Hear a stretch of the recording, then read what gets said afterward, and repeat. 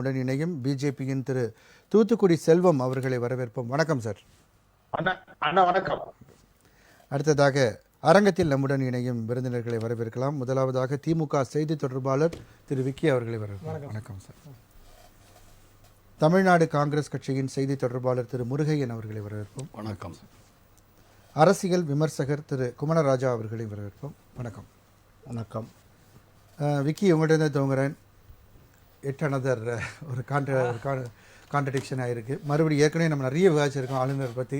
இப்போ இன்னொரு பிரச்சனை, இதை பற்றி உங்களுடைய இந்த பேச்சுக்கு ஒரு காரணம் இருக்குது. அதாவது எங்களுடைய பள்ளிக்கல்வித்துறை அமைச்சர் அண்ணன் அன்பில் மகேஷ் பொய்யாமொழி அவர்கள் சமீபத்தில் தமிழ்நாட்டுக்கு வழங்க வேண்டிய எஸ்எஸ்ஏ நிதி, குறிப்பாக தமிழ்நாட்டுக்கு ஒன்றிய அரசால் வழங்க வேண்டிய ஏற்கனவே சென்ற ஆண்டு வழங்க வேண்டிய நிதி 2022-23 ஆமாம், அந்த ஸ்கீமில் எஸ்எஸ்ஏல கொடுக்க வேண்டிய ஸ்கீமில் பெண்டிங் அமௌண்ட் பார்த்தீங்கன்னா போன ஆண்டு நமக்கு வந்து கொடுக்க வேண்டியது 249 கோடி பெண்டிங். இந்த 2023-24 வந்து கொடுக்க வேண்டிய அமௌண்ட் வந்து 573 கோடி. இதை வந்து கொடுக்கலன்னு சொல்லி போன வாரத்துக்கு முன்னாடி தான் அறிக்கையை வந்து விட்டு மத்திய அரசை நோக்கி கேள்வி எழுப்பினார். உடனே மத்திய அரசின் ஊழியம் செய்கிற ஊழியராக இங்கே ஆளுநர் தன்னுடைய வேலையை காட்ட தொடங்கிட்டார். நான் கேட்குறேன், தமிழ்நாட்டின் பாடத்திட்டம் வந்து எவ்வளவு சிறந்ததாக இருக்குன்னு இன்னைக்கு வந்து என்சிஆர்டி கருத்து கணிப்பில் அவங்களுடைய கருத்து கணிப்பை வச்சுப்போம். என்சிஆர்டிலேயே பார்த்தீங்கன்னா 22 பல்கலைக்கழகங்கள் தமிழ்நாட்டில் வந்து இன்னைக்கு வந்து டாப்பில் இருக்குது. அப்போ எப்படி இருக்குது இன்னைக்கு கல்வியில் தமிழகம் எந்த அளவுக்கு வந்து மேம்பட்ட மாநிலமாக இருக்கிறது? அப்போ இன்னைக்கு இவர் வந்திருக்கிற மாநிலம் அவருடைய தாய் மாநிலமாக வச்சுப்போமே, அவருக்கு வந்து அந்த மாநிலத்தில் கல்வி அறிவு எந்த அளவு இருக்குது? சரி, இந்தியை படிக்கக்கூடிய மாநிலங்களை வச்சுப்போமே, இவர்கள் சொல்கிற அந்த பாடத்திட்டத்தை படிக்கக்கூடிய உத்தரப்பிரதேசம் இல்லை குஜராத், இந்த மாநிலங்களை வந்து தமிழ்நாட்டோட கம்பேர் பண்ணி பார்த்துட்டோமே, அப்பயுமே வந்து ஒப்பீட்டளவில் கூட ஒரு கம்பாரிசனுக்கு கூட தமிழ்நாட்டோட ஒப்பிட முடியாத நிலைமையில இருக்கிற மாநிலங்களாக அந்த மாநிலங்கள்லாம் இருக்கு. யூபிஎஸ்சி தேர்வுகள் பார்க்கும்பொழுது தேர்வு செய்யக்கூடிய சதவீதங்கள் பார்க்கும்போது அங்க நார்த்தில் தானே அங்கே அதிகம். அதுதான் சொல்றேன், அதுலதான் முறைகேடுன்னு சொல்றேன். சமீபத்தில் ஒரு நேரத்தில் சார் கலகாலமா வந்துட்டு முறைகேடு தான். நான் சொல்றேன், இந்த சமீபத்தில் இந்த 10 ஆண்டுகளுக்கு மேல பல்வேறு முறைகேடுகள் நடந்துட்டு இருக்கு. அதுலதான் நான் இப்ப சென்ற டிபேட்ல கூட பேசும்போது குறிப்பிட்டு சொன்னேன், ஒரு நபர் IAS பாஸ் பண்ணி அவங்க வந்து ஒர்க் பண்ணிட்டு இருக்காங்க. எப்போ கண்டுபிடிக்கிறாங்கன்னா ஆஃப்டர் 5 இயர்ஸ்க்கு அப்புறம் கண்டுபிடிக்கிறாங்க. இப்போதான் வந்து அவங்க வந்து சான்றிதழ் தவறாக கொடுத்து ஊனமுற்றவர் என்ற அடிப்படையில் இந்த இடத்த வந்து பெற்றிருக்காங்க அப்படின்னு. இது மட்டும் இல்லாமல் நான் ஏற்கனவே சொன்னேன், ஓம் பிர்லாவோட பொண்ணு மாடலாக, அதாவது போன வருஷம் வரைக்கும் மாடல் அப்படின்ட்டு இந்த வருஷம் ஃபர்ஸ்ட் அட்டெம்ப்ட்ல IAS கிளியர். இதெல்லாம் எப்படி சாத்தியம்? IAS நீங்கள் தெரியும், இங்கே தமிழ்நாட்டில் IAS ப்ரிப்பரேஷனுக்கு நிறைய அகாடமி இருக்குது. பல நபர்கள் இதுக்கு வந்து எவ்வளோ ஆண்டுகளாக அதை கனவாக வைத்து ப்ரிப்பேர் பண்ணுறவங்கெல்லாம் பார்த்துருக்கோம். அப்படி எழுதும் போது கூட ஃபர்ஸ்ட் அட்டெம்ப்டில் கிளியர் பண்ணுறவங்கெல்லாம் ரொம்ப கம்மி. ஆனால் ஒரு மாடலாக தன்னை வந்து தன்னுடைய என்ன சொல்றது, தன்னுடைய ப்ரொஃபஷனாக எடுத்துக்கொண்டு போன ஒரு பெண் ஒரே ஒரு கம்பாரிசனுக்கு சொல்றேன். ஏன்னா ஒரு ஓம் பிர்லா இன்னைக்கு யாரு பாஜகவில், அவர் எப்படி சபாநாயகராக அந்த சபையை நடத்தி கொண்டு இருக்கிறார், அவருடைய பேச்சுக்கள்லாம் நம்ம பார்த்துட்டு தான் இருக்கோம். பண்ற எல்லாருமே ஒரு சர்வைவல்காக ஒரு தொழில இருக்காங்க. இல்ல தொழில் இருந்துகிட்டே தான் வந்து அது ஓம் பிர்லாவோட பொண்ணா இருக்கும்போது நீங்க நான் சொல்றேன், அது மட்டும் இல்ல, பல்வேறு முறைகேடுகள். நான் தான் சொல்றேன், ஒரு பொண்ணு ஏமாத்தி ஏற்கனவே வந்து அந்த இடத்துக்கு வந்திருக்காங்க. அதையும் குறிப்பிட சொல்றேன். அப்ப UPSC தேர்வுகள்ல நிறைய முறைகேடுகள் நடக்குது அப்படிங்கறத நம்ம பார்த்துட்டு இருக்கோம். ஏன் பொது தேர்வுகள்ல வட இந்தியாவில் எழுதும் போது பாருங்க, பேரண்ட்ஸ் விட்டு வந்து புக்கே எடுத்து உள்ள போறான். நீங்க தமிழ்நாட்டில் அது மாதிரி ஏதாவது ஒரு ஃபுட்டேஜை காட்ட முடியுமா? குஜராத்லயோ பீகார்லயோ பார்த்தீங்கன்னா பேரண்ட்ஸு சொந்தக்காரன் அவன் இவெல்லாம் பார்த்தீங்கன்னா பஸ்ஸோட இதில் ஃபுட்போர்டில் தொங்குற மாதிரி ஸ்கூலில் வந்து விண்டோஸில் தொங்கி 10th 12th exams public exams அந்த அளவுக்கு எழுதிட்டு இருக்க ஃபுட்டேஜ் அவ்வளோ கிடக்கு இணையத்தில், நீங்கள் குவிஞ்சு கிடக்கு. ஆனால் தமிழ்நாட்டில் ஒரு துண்டு சீட்டு கூட உள்ளே போகிற அளவுக்கு இங்கே வந்து தேர்வு முறைகள்லாம் இருக்குது. அப்போ நீங்கள் கல்வி அறிவில் மிகவும் வந்து மற்ற மாநிலங்களை, இவர்கள் சொல்கிற மாநிலங்களை தாண்டி மேம்பட்டு இருக்கிற ஒரு மாநிலத்தை இப்படி விமர்சிக்கிற நோக்கம் வந்து நீ கொடுக்க வேண்டிய நிதியை குடுடான்னு வாயில அடிச்சு கேட்குற மாதிரி கேட்டதுனால இப்போ இவர் இந்த இதை பேசி தூக்கிட்டு வராரே தவிர வேற ஒண்ணுமே கிடையாது. அப்ப நான் என்ன சொல்றேன்னா, இவர்களுக்கு வந்து விமர்சனம் தான், விமர்சனத்தை தவிர இங்கு இல்லாத ஒரு விஷயத்தை பேசி அதை ஊதி பெரிதாக்க வேண்டியது. ஏன் நிதியை கொடுக்கலன்னா அதுக்கு பதில் வராது. ஏன் ஆளுநர் அதை வாங்கி பெற்றுக் கொடுக்க வேண்டியது தானே, அதை செய்யலையே. அப்ப தொடர்ந்து தமிழர் கலாச்சாரங்களை இழிவுபடுத்திட்டு வந்தார், பேசிட்டு இருந்தார். இப்ப அடுத்தபடியாக அமைச்சர் ஒரு கேள்வியை வச்சதும் அதற்கு மத்திய அரசு தரப்புல இருந்து யாருமே பதில் சொல்லலையே. இதுவரைக்கும் ஒரு வாரத்துக்கு மேல ஆயிட்டு ஒரு மாநிலத்தின் கல்வி அமைச்சர் கேள்வி கேட்டிருக்காரு, எங்க போன வருடத்துக்கு கொடுக்க வேண்டிய நிதி எங்க, மற்ற மாநிலத்துக்கு தூக்கி தூக்கி கொடுக்குறீங்களே எங்கன்னு கேட்குறாங்க. இதே மாதிரி அண்ணன் விளையாட்டுத்துறை அமைச்சர் அவர்கள் குறிப்பிட்டு சொன்னார், நாங்க காமன்வெல்த்ல எவ்வளவு ரெப்ரசென்ட் பண்றோம், இன்னைக்கு ஒலிம்பிக்ல எவ்வளவு ரெப்ரசென்ட் பண்றோம், எங்க மாநிலத்துக்கு எவ்வளவு தூரம் நீங்கள் நிதி ஒதுக்குறீங்க, அதே குஜராத்துக்கும் உத்தரப்பிரதேசத்துக்கும் நீங்க எவ்வளவு நிதி ஒதுக்கீடு பண்ணீங்க, அவ்வளவு பாரபட்சம் நடக்குதுன்னு ஏற்கனவே தமிழ்நாட்டில இருந்து ஒரு அமைச்சர் கேள்வி எழுப்பிட்டார். அப்ப இரண்டாவது ஒரு கேள்வி வைக்கிறோம். அப்ப இதற்கெல்லாம் அவர்கள்ட்ட பதில் இருக்கானா? பதிலே கிடையாது. இத மாதிரி அவதூறுகளை பேசி கடந்து போலாமே தவிர இது வந்து மக்கள்கிட்ட எந்த ஒரு தாக்கத்தையும் ஏற்படுத்தவில்லை. அரசியல் ரீதியான விமர்சன பார்வையாகத்தான் இதை எடுத்துக்கலாம். சரி சார். திரு தூத்துக்குடி செல்வம் சார், உங்களுடைய கருத்து என்ன சார்? ஆளுநர் வந்து தொடர்ந்து இது போன்ற ஒரு அஜெண்டாக்காக தான் அவரை வந்து நீங்கள் தொடர்ந்து சஸ்டெயின் பண்ணி அவரோட பதவிக்காலம் முடிந்தாலும் அதை நீட்டிப்பு செய்து அவர்கள் வைத்திருக்கக்கூடிய சூழல் இருக்கா?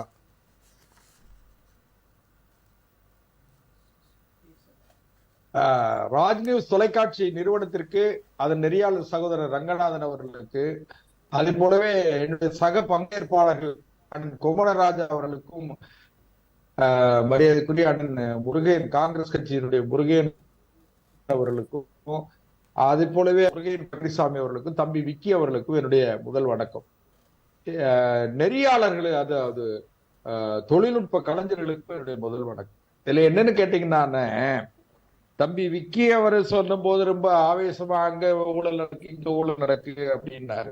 இன்னும் ரொம்ப சாதாரணமா இப்ப சமீபத்துல 294 காலேஜ்ல கல்லூரிகள்ல 950 ஆசிரியர்கள் வந்து ஒரே ஆசிரியர் 14 கல்லூரியில் ஒரு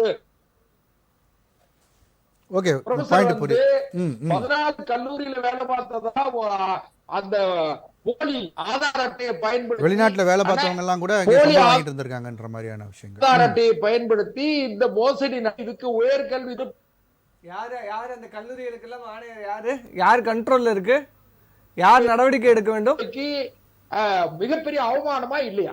இது யாரை நோக்கி நீங்க கேக்குறீங்க? ஆளுநரை நோக்கி கேட்டுட்டு இருக்கீங்கண்ணா செல்லண்ணா, எங்களை நோக்கி கேட்கல. அதிகாரம் யார்கிட்ட இருக்கு? இல்ல வேந்தரிடம் அதிகாரம் இருக்கிறதா, இல்ல வேந்தரிடம் அதிகாரம் இருக்கிறதா, துணைவேந்தரிடம் அதிகாரம் இருக்கிறதா? சிம்பிள் கேள்வினா. தம்பி விக்கி, உங்க நான் எடுக்கல, நீங்க கொஞ்சம் நான் பேசி முடிக்கிற வரைக்கும். அதனால அதாவது இவங்க என்னமோ வந்து அங்க இங்க நாங்க நேற்றைக்கு முன்தினம், அதாவது இருமொழி கொள்கை, அது பிறகு வந்து என்னமோ குலக்கல்வி திட்டம் அப்படி இப்படி எல்லாம் சொல்லிட்டு இருக்காங்க. பள்ளிக்கல்வித்துறை அமைச்சரே கூட சொல்லியிருக்காரு, மும்மொழி கொள்கை நாங்கள் ஏற்க மாட்டோம்னு. நேற்றைக்கு முன்தினம் என்று கருதுகிறேன், ஒரு அதிகபட்சம் ஒரு 4 நாளைக்கு முன்னால சென்னை மாநகராட்சி, நல்ல கவனிங்க, சென்னை மாநகராட்சியில இருக்கிற 4 பள்ளிகள்ல, 4 மேல்நிலை பள்ளி ஹையர் செகண்டரி ஸ்கூல்ஸ்ல 4 பள்ளியில பிரெஞ்சு மொழியை கற்பிப்பதற்கான புரிந்துணர்வு ஒப்பந்தம் போட்டிருக்காங்க, சைன் ஆயிருக்கு, அக்ரிமெண்ட் சைன் ஆயிருக்கு. யாரு? பிரெஞ்சினுடைய துணை தூதரும் நம்முடைய சென்னை மாநகராட்சி மேயர் திருமதி பிரியா அவர்களும் சேர்ந்து கையெழுத்து போட்டிருக்காங்க. ஒவ்வொரு ஸ்கூலுக்கும் 20 ஸ்டூடெண்ட்ஸ், 4 ஸ்கூலுக்கு சேர்ந்து ஒவ்வொரு ஸ்கூலுக்கு 20 ஸ்டூடெண்ட், A லெவல்ல இருந்து A2 லெவல் வரைக்கும், வந்து ஜூனியர் லெவல்ல இருந்து A2 லெவல் வரைக்கும் கொண்டு போறதா வந்து அக்ரிமெண்ட், கான்ட்ராக்ட் அக்ரிமெண்ட் கையெழுத்தாயிருக்கு.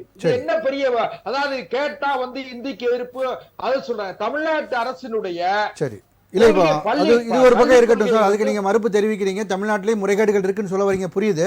இப்ப கல்வி திட்டமானது தமிழ்நாட்டில் வந்து தரம் குறைவா இருக்குன்றாங்களா, அதை பத்தி உங்க கருத்து என்ன சார்? அதுதான் சொல்றேன். நீங்க இது விட மோசம் என்ன இருக்கு? ஒரு 4-5 நாளைக்கு முன்னால கூட கொஸ்டின் பேப்பர் எல்லாம் லீக் ஆயிட்டுன்னு சொல்லி ஒரு செய்தி வந்தது, நீங்க பாத்திருப்பீங்க, நெறியாளர் பாத்திருக்க கூடும். அதனால நான் என்ன சொல்றேன்னு கேட்டீங்கன்னா, இதுல வந்து தமிழ்நாட்டினுடைய அரசு நிர்வாகம், பள்ளி கல்வித்துறை ஆகட்டும், உயர்கல்வித்துறை ஆகட்டும், இதுல மிகப்பெரிய அளவுல மோசடி நடைபெற்று வருகிறது. நீட்ல முறைகேடு இருந்தது, பார்லிமெண்ட்லயே அதை பத்தி பேச வேண்டிய சூழல்லாம் வந்தது. புரியல. இல்ல, நீட் எக்ஸாம்ஸ்ல முறைகேடு நடந்திருக்குன்னு சொல்லி அதை பத்தி நான் வந்து விளக்கங்கள்லாம் கோர்ட்ஸ் வரைக்கும் போயிருக்கேன், நீதிமன்றம் வரைக்கும் சென்று இல்ல. நம்ம தொலைக்காட்சியிலேயே 2-3 டிபேட் பண்ணிருக்கோம். அதுல வந்து அந்த முறைகேடு நீதிமன்றம் பேசினதுக்கு பிறகு அந்த துறை சார்ந்த அமைச்சர் தர்மேந்திர பிரதான் எதுவுமே நடக்கல அப்படின்றாரு. இல்ல, நடக்கலைன்னு சொல்லல, என்கொயரி போட்டிருக்கோம், என்கொயரி கமிட்டி போட்டிருக்கோம்னு சொன்னோம். அதாவது நடக்கலைன்னு அவர் சொல்லவே இல்லை. நடந்திருந்தால் மத்திய அரசாங்கம் இருக்கட்டும், மாநில அரசாங்கம் இருக்கட்டும். அதனால நான் என்ன சொல்றேன், இவங்க கிட்ட கல்வி கொள்கையில் நிரந்தரமான ஒரு உறுதியான திட்டம் இவரிடத்தில் இல்லை. எதில் எடுத்தாலும் ஊழல், எங்கே எடுத்தாலும் ஊழல், ஊழல் ஊழல் ஊழல் சொல்லி இவங்க எல்லா துறையிலும் தவறு செய்கிற காரணத்தால இவங்களுக்கு வேற வழி இல்ல.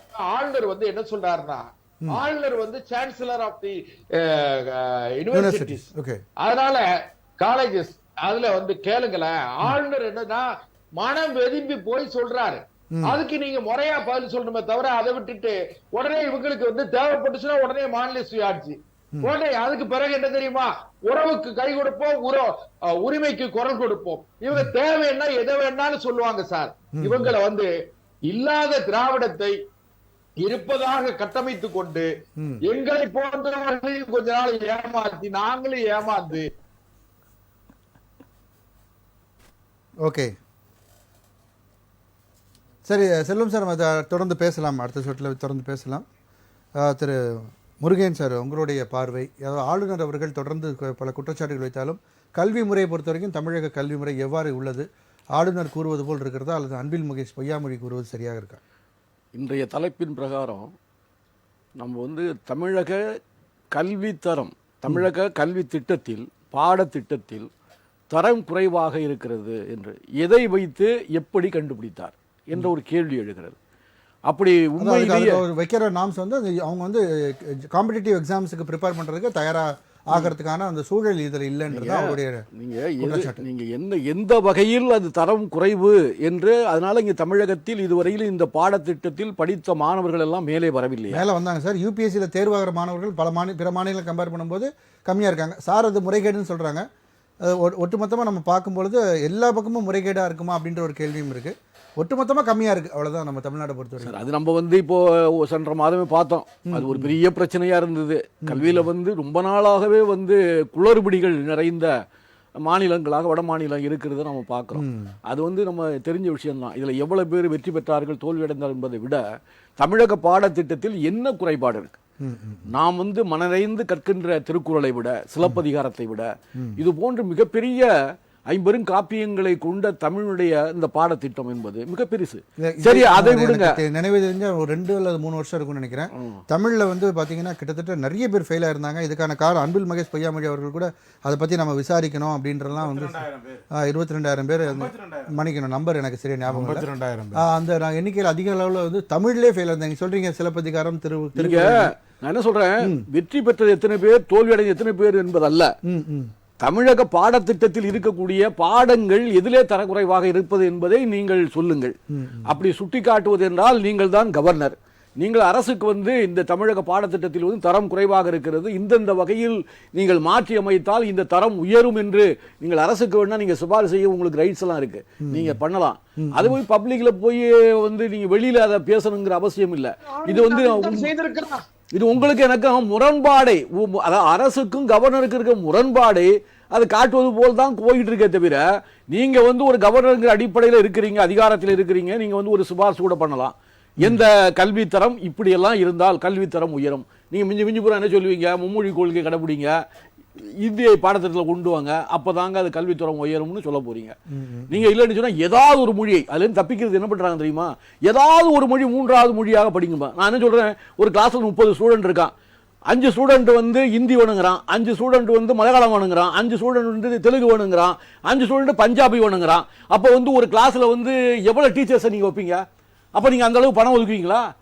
அப்ப 5 ஸ்டூடெண்ட் ஒவ்வொன்ன விரும்புறான், அவன் விரும்புறத நான் படிக்கிறேன் 3வது என்ன பண்ணுவான் தெரியுமா, சுத்தி வளர்த்து கடைசியில என்ன பண்ணுவாங்க. ஏற்கனவே இருக்கு சில ஸ்கூல்ஸ்ல பாத்தீங்கன்னா ஹிந்தி, பிரெஞ்சு, அது மாதிரி லிமிட்டடா அவங்க என்ன லாங்குவேஜ் அது இருக்கு. அது படிக்க போற மாணவன் இந்த ஸ்கூல் தான் டிசைட், அது படிக்க போற மாணவன் படிக்க போற மாணவன் பிரெஞ்சு படிக்கணும்னு ஆசைப்பட்டான்னா எந்த ஸ்கூல்ல பிரெஞ்சு இருக்கு, வெளிய டியூஷன் தான், எந்த ஸ்கூல்ல பிரெஞ்சு இருக்கு, எங்க பிரெஞ்சு டீச்சர் வச்சிருக்காங்கன்னு பார்த்து போய் சேர்றான். அது மாணவன் எடுக்கிற டிசைட். இது நான் சொல்றது, நீங்க ஏதாவது ஒரு பாடத்தை படிங்கன்னு சொன்னா எத்தனை லாங்குவேஜ்ல நீங்க டீச்சர்ஸ் வைப்பீங்க? அப்ப அந்த அளவுக்கு எங்களுக்கு அந்த இது பணம் ஒதுக்குவீங்களா? அது சாத்தியம் இல்லாத ஒன்று. அங்க சுத்தி இங்க சுத்தி, எப்பா நீ விரும்பிய 3வது லாங்குவேஜா ஏதாவது ஒண்ணு எடுன்னு சொல்றீங்க, நான் ஏதோ ஒண்ணு எடுக்கிறேன்னு சொல்றேன்னு வச்சுங்க, அதுக்கெல்லாம் இங்க டீச்சர் கிடையாது, இருக்கிறது ஹிந்திக்கு இருக்காங்க. நார்த் இந்தியால ஒருத்தர் தமிழ் படிக்கணும்னு ஆசைப்பட்டா அவங்க எப்படி படிக்க? ஹிந்தி ஒண்ணு இந்திய படி, இல்ல சமஸ்கிருதம் படின்னு சொல்லி அதுக்கு மட்டும் தாங்க டீச்சர் இருக்காங்க. அப்படி இல்லைன்னா நீ போப்பா, இந்த ஸ்கூல்ல இடம் இல்ல போப்பான்னு சொல்லுவான். அதான் நடக்க போது. சாத்தியம் இல்லாத ஒன்றை சாத்தியப்படுத்துவது போல, சும்மா அது மாய்மால வித்தை காட்டுவது போல ஏதாவது ஒன்றை படிங்கள். நான் இந்தியை படிக்க சொல்லவில்லை, ஏதாவது ஒன்றை படிங்கள். மூன்றாவது மொழி ஏதாவது ஒன்றை படி. எங்களுக்கு வேணாயா, நீங்க 3 மொழி சரி. வட இந்தியாவில் 3 மொழி என்னென்ன படிக்கிறாங்க சொல்லுங்க. அவனுக்கு 3 மொழி இல்லையா? இந்திய தேசம் தானே, எல்லா மாநிலமும் உள்ளடக்கியான இந்தியா. அங்க 3 மொழிகள் என்னென்ன படிக்கிறாங்க? அது இல்லல்ல. அப்ப எங்களுக்கு மட்டும் 3 மொழி எங்களுக்கு தேவையில்லைங்கிறோம். நாங்க தமிழை படிக்கிறோம், ஆங்கிலத்தை படிக்கிறோம், உலக நாடுகள் புறாவும் பறந்து விரிந்து எல்லா இடத்துலையும் நாங்கள் பணியாற்றி கொண்டிருக்கிறோம், மிகப்பெரிய வெற்றிகளை குவித்து கொண்டிருக்கிறோம். நீங்க சொன்னா பொருளாதாரத்தினுடைய உச்சக்கட்டமே நம்ம அயல் நாடுகளில் போய் சம்பாதிக்கிறோம். அதனுடைய பணம்லாம் இந்தியாவுக்கு நிறைய வருது, தமிழ்நாட்டுக்கு வருது. அதெல்லாம் பொருளாதாரத்தினுடைய ஒரு முக்கியமான ஒரு பங்கு இல்லைங்களா? நம்மளுடைய எல்லா விதமான தொடர்பும், இன்னும் சொல்ல போனா தமிழ்நாடை வட இந்திய மாநிலம் மத்திய பிரதேசோடவோ பீகாரோவோ ஒரிசாவோட ஒப்பிடாதீங்க. இது ஃபாரின் கண்ட்ரியோட, யூரோப்பியன் கண்ட்ரியோட நீங்க ஒப்பிட வேண்டிய ஒரு மாநிலம் என்று பல அறிஞர்கள் குறிப்பிட்டிருக்கிறார்கள். அது போன்ற வசதிகள், வாய்ப்புகள் இங்கே உயர்ந்திருக்கிறது. கல்வியிலே நீங்க 2030 நாங்கள் 50% உயர்கல்வியில் நாங்கள் எட்டி பிடிப்பதற்கு திட்டமிடுகிறோம் என்று மோடி அவர்கள் பேசிக் கொண்டிருக்கிறார். ஆனா நாம 52% இப்பவே நம்ம எட்டி பிடித்திருக்கிறோம் இல்லீங்களா? கேரளாவும் தமிழ்நாடும் தான் 52-53% நம்ம இருந்துகிட்டு இருக்கோம். அப்ப நம்ம உயர்கல்வியில இவ்வளவு உயர்ந்த இடத்துக்கு நம்ம போயிருக்கும் போது நீங்கள் சாதாரணமா பள்ளி கல்வியில பாடத்திட்டத்துல இது தரம் இல்லை என்று நீங்கள் எதை வைத்து குறிப்பிடுவீர்கள்? கண்டிப்பா. அதனால இது தேவையில்லாத ஒன்று. பிரச்சனையை வேண்டும் என்றாலும் கிளப்பி நீங்க கவர்னர், நீங்க உண்மையிலேயே தமிழக பாடத்திட்டத்தில் மாற்றத்தை கொண்டு வர நினைத்தால் நீங்க அதை வகுத்து கொடுங்க. இப்படி எல்லாம் இருந்தா தரம் பிரமாதமா இருக்கும். நீங்க வகுத்து தமிழ்நாடு அரசு கொடுங்க. அதை விட்டு பப்ளிக்ல போய் சும்மா ஏதோ வாய் பிடிச்சோ மாங்காய் பிடிச்சோன்னு பேசிட்டு நீங்க பாட்டுக்கு போன ஒரு பிரச்சனையை கிளப்பி விட்டு நீங்க விவாதத்துக்கு உருவாக்கி விட்டார்ல. அதுதான் நடக்குது. தொடர்ந்து பேசணும். குமரராஜா சார், பொத்தாம் பொதுவாக ஒரு குற்றச்சாட்டை சொல்றாரு. அது என்னன்னு சொன்னா அவர் சிபாரிசு அளிக்கக்கூடிய ஒரு இடத்துல தான் அவர் இருக்காரு அப்படின்ற ஒரு விஷயத்தை சொல்றாரு. உங்களுடைய பார்வை சார்? தொட்டனை தூறும் மணற்கேணி மாந்தர்க்கு கற்றனை தூறும் அறிவு. கல்வி சிறந்த தமிழ்நாடு, புகழ் கம்பன் பிறந்த தமிழ்நாடு, வள்ளுவன் தன்னை உலகினுக்கே தந்து வான் புகழ் கொண்ட தமிழ்நாடு. இந்த தமிழ்நாட்டில் நீங்கள் ஆரம்பத்திலேயே சொன்னது மாதிரி இந்திய நாட்டினுடைய போட்டித் தேர்வுகளில் முதலாவதாக வந்தவர்கள் யார் என்றால், ஒரு காலத்தில் தமிழர்கள்தான் டெல்லி பட்டினத்தினுடைய மத்திய அரசினுடைய மத்திய சர்க்கார் சவுத் பிளாக்கும் நார்த் பிளாக்காக இருக்கட்டும், அதில் இருந்தவர்கள் எல்லோரும் தமிழர்களாக இருந்தார்கள். இப்பொழுது தமிழன் எங்கே இருக்கிறான் என்று தேடிக்கொள்ள வேண்டியிருக்கிறது. போகிற போக்கில் சந்தடி சாக்கில் தம்பி எப்பொழுதும் இணையத்திலே முட்டுகின்ற தம்பி இன்றைக்கு நேரடியாகவே கேட்டிருக்கிறார். ஓம் பிர்லாவினுடைய மகள் எப்படி ஐஏஎஸ் ஆனார் என்று சொல்லுகிறார். நமது மதிப்பிற்குரிய அன்பு சகோதரர் நகைச்சுவை நடிகர் சின்னி ஜெயந்த் அவர்களுடைய புள்ளை இப்போ ஐஏஎஸ் ஆஃபீஸர் ஆகியிருக்காரு. இவர் எதை வகுக்க முயற்சிக்கிறாரா? குறிப்பிட்ட அந்த துறையில இருந்தவர் தான் அதே துறையிலே தான் இருக்க முடியும் என்று ஏதாவது சொல்றீங்க. அவர் சினிமாக்கு வரல, சினிமாக்கு வந்த என்னங்க வராட்டி என்னங்க சொல்றேன். நீங்க ஓம் பிர்லா அவங்க மாடலிங்ல இருந்துகிட்டே படிச்சாங்கன்னு அவர் குறிப்பிட விரும்புறாங்க. ஆனால் ஓம் பிர்லாவுடைய புள்ள வரக்கூடாதுன்னு ஏதாவது இருக்கா? இல்ல, அதுதான் நானும் அப்படியெல்லாம் ஒண்ணும் இல்ல. ஓகே, தாராளமாக வரலாம். போகிற போக்கில் அப்படி அடிச்சு விட்டுட்டு போயிடக்கூடாது, அரசியலுக்காக சொல்றது. இங்கிறது நேரடியாக தலைப்பிற்கு வருகின்ற பொழுது கவர்னர், தமிழகத்தினுடைய கவர்னர் இன்னைக்கு பேசியிருக்கிறாரு. என்ன சொல்லியிருக்கிறாரு? அதாவது பள்ளி கல்வித்துறையில் இங்கே இருக்கின்ற பாடத்திட்டங்கள் பொத்தாம்பதுவாக இல்லாமல் ஏற்படுகின்ற போட்டித் தேர்வுகளுக்கும் மாணவர்களை நெறிப்படுத்துகின்ற, அவர்களை அறிவார்ந்த சமூகமாக உருவாக்குகின்ற அளவிற்கான பாடத்திட்டங்கள் இங்கே இல்லை என்று சொல்லியிருக்கிறார். இதில் இப்போ ஆராய வேண்டியது எது? மதிப்பிற்குரிய உதயச்சந்திரன் ஐஏஎஸ் அவர்கள் பள்ளிக்கல்வித்துறையுடைய செயலாளராக இருந்த பொழுது ஒட்டுமொத்தமாக இங்கே தமிழ்நாட்டினுள்ளே இருக்கின்ற 5 முதல் 6ஆம் திட்ட வகுப்புகளுக்கான பாடத்திட்டங்கள் அனைத்தையும் மாற்றினார்கள். அது சிறந்த பாடத்திட்டமாக அமைந்தது என்று உலகமெல்லாம் சொல்லப்பட்டது, பேசப்பட்டது. ஆனால் நான் ஆரம்பத்தில் குறிப்பிட்டதைப் போல போட்டித் தேர்வுகளுக்கு நம்ம தயார்படுத்திக் கொள்ளுகின்ற இந்த தரவுகளை நீங்கள் கடந்த 20 ஆண்டுகளாக பார்த்து வந்தேனால், நான் இந்த அரசு அந்த அரசு என்று யாரையும் குறிப்பிட்டு சொல்ல விரும்பவில்லை. ஒட்டுமொத்தத்தில் தமிழகத்திலே இருக்கின்ற பாடத்திட்டங்கள் மாணவர்களை அறிவார்ந்த சமூகமாக உருவாக்குவதற்கும் போட்டித் தேர்வுகளுக்கு தயாராகின்ற ஒரு நிலையை உருவாக்குகின்ற பாடத்திட்டங்களாக இல்லை என்பதுதான் அவருடைய குற்றச்சாட்டு. நேரடியாக என்ன சொல்றாங்க, ஐயா அண்ணா முருகையன் வந்து மூத்த அரசியல்வாதி, அவர் சொல்றாரு கவர்னர் அங்கே தானே இருக்காரு, அவர் என்ன குறைன்னு எழுதி கொடுக்க சொல்லுங்க அப்படின்னு சொன்னா அது அவருடைய வேலை இல்லை. அதாவது அரசினுடைய வேலை அவரோட வேலை இல்ல, அப்படி இல்ல. குறை சொல்றது எங்கே பிரச்சனைகள் இருக்கிறது என்பதை சுட்டி காட்ட வேண்டியது அவருடைய தலைமை பொறுப்பில் இருக்கின்ற காரணத்தினாலே தலைப்பு. இங்க ஏன் இப்ப 25 குழுக்களை போட்டுக்கிறீங்க தமிழ்நாட்டில்? அரசு ஒரு விஷயத்தில் பிரச்சனை இருக்குது என்றால் அதற்கான மூத்தவர்களை, அதில் நிபுணத்துவம் பெற்றவர்களை, பாண்டித்தியம் பெற்றவர்களை அழைத்து வந்து இதில் இந்த பிரச்சனை இருக்கிறதா, இதை எப்படி சரி பண்ணுவது என்பதற்காக போன குழு, அது அரசினுடைய வேலை. அதை வந்து அரசின் வேலையை அப்ப அரசு கையாளாகத்தனத்திலே இருக்கிறதா என்கின்ற கேள்வி எழுகிறது. அதே மத்திய அரசு கையாளாக இல்லங்க, நீங்க நிதி கொடுக்கல அப்படின்னு சொல்லி சொல்லிட்டு இருக்கிறீங்க. நிதி கொடுக்காமல் இல்லை. நவோதயா பள்ளிகள் வெறும் 40 ரூபாய் கொடுத்துட்டு இன்னைக்கு மாணவர்கள் மிகச்சிறந்த மாணவர்களாக வரலாம் அப்படின்னு சொல்லிட்டு பண்ணியிருக்காங்க. இன்ன வரைக்கும் கடந்த 25 ஆண்டுகளில் ஒரே ஒரு நவோதயா பள்ளியை கூட இங்கு அனுமதிக்காமல் மாணவர்களுக்கு துரோகம் செய்கின்ற அரசாங்கத்தான் சமஸ்கிருதம் எங்க இருக்கு? சமஸ்கிருதம் எங்க இருக்கு? எங்க இருந்து இவங்களுடைய குற்றச்சாட்டு. பாடத்திட்டத்துல தரம் சரியா இல்ல, தரம் சரியில்லைன்னு பணம் கொடுக்கறேன்னு சொல்ல, பணம் கொடுக்கறேன்னு கிடையாது. மூன்றாவது மொழியை ஏற்றுக்கொண்டு அப்படி எல்லாம் சொல்லவே கிடையாது. இந்த அரசியல் அரசியல் விடுங்க. மாணவர்களுக்கு என்ன வேணுமோ அதை சொல்லுங்க. தமிழ்நாட்டில் கல்வித்தரம் குறைவா இருக்கு, அதனால பணம் கொடுக்கல அப்படின்னு சொல்லுங்க. இந்திய பத்தி பேசுறதுக்கு காங்கிரஸ் இயக்கத்துக்கு எந்த விதமான, ஏன்னா இந்தி திவஸ் டேல பழனியப்பன் சிதம்பரம் என்ன சொன்னார்ன்றது இங்க ஊடகத்தில் இருக்குது, நெட்லயே அவைலபிள், எல்லா இடத்துலயும் இருக்குது. அது சொல்லிடுறேன். அது என்ன, இந்த ஏன் இந்த பணத்தை கொடுக்கலன்னு சொன்னதுக்கு அவங்க கொடுத்த விளக்கம், PM ஸ்ரீ பள்ளி திட்டத்துல தமிழ்நாடு இணையல. PM ஸ்ரீல இந்தியும் சமஸ்கிருதமும் இருக்கு. ஆமா, இல்ல PM ஸ்ரீன்ற திட்டமே நீங்க தவறான செய்தியை சொல்லாதீங்க. PM ஸ்ரீ திட்டமே மாடல் பள்ளிகளாக இருக்கின்ற ஸ்டாலின், முதலமைச்சர் ஸ்டாலின் அவர்கள் டெல்லி மாடல் ஸ்கூல் பள்ளிக்கு டெல்லி மாடல் பள்ளிக்கு ஏன் போயிட்டு வந்தாரு?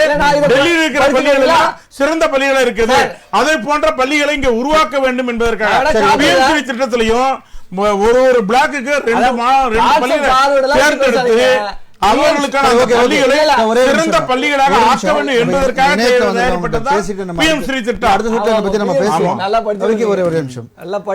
இணையம் வழியாக நம்முடன் இணையும் மூத்த கல்வியாளர் திரு முருகையன் பக்ரிசாமி அவர்களை வரவேற்போம். வணக்கம் சார். முருகையன் சார் வணக்கம். வணக்கம். வணக்கம் சார், உங்களுடைய முதல் சுற்று கருத்தை பதிவு பண்ணுங்க சார். ஆளுநர் அவர்களுடைய வணக்கம்.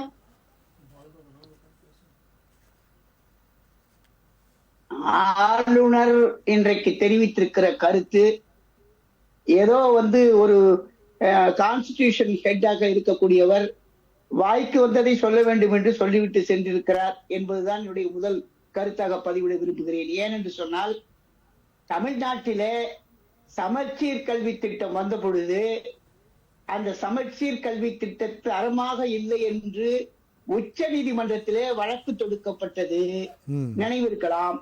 உச்ச நீதிமன்றத்தில் நீதிபதிகள் ஒரு குழுவை அனுப்பி தமிழ்நாட்டு சமச்சீர் கல்வி பாடத்திட்டம் தரமானதாக உள்ளதா என்று ஆய்வு செய்வதற்காக ஒரு குழுவை அனுப்பி வைத்தார்கள்.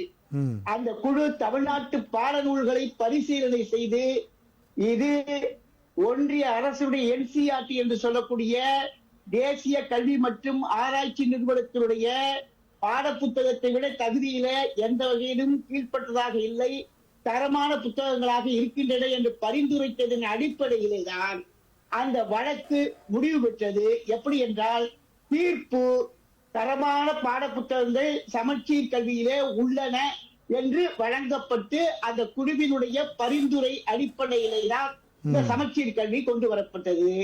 ஏதோ ஒரு 100 ஆண்டு காலம் கடந்த ஒரு பெண்கள் பள்ளி HTCT பள்ளியிலே ஒரு கவர்னர் ஆளுநர் பேசுகிறார் என்று சொன்னால், இத்தனை ஆண்டுகள் அந்த பள்ளிக்கூடத்திலே படித்த மாணவர்களில் எத்தனை பேர் இன்றைக்கு சட்டம் படித்தவர்கள், பொறியியல் படித்தவர்கள், மருத்துவம் படித்தவர்கள், பல்கலைக்கழகத்திலே ஆராய்ச்சி பட்டம் பெற்றவர்கள் இன்றைக்கு எத்தனை பெரிய பதவிகளிலே இருக்கிறார்கள் என்பதை எண்ணி பார்க்கிற போது இந்த பாடத்திட்டத்தை எப்படி குறை சொல்ல முடியும்? போட்டி தேர்வுக்கு தயாராகக்கூடிய அளவுக்கு பாடத்திட்டம் இல்லை என்று சொன்னால் நான் ஒரே ஒரு கேள்வி கேட்டிருக்கிறேன்.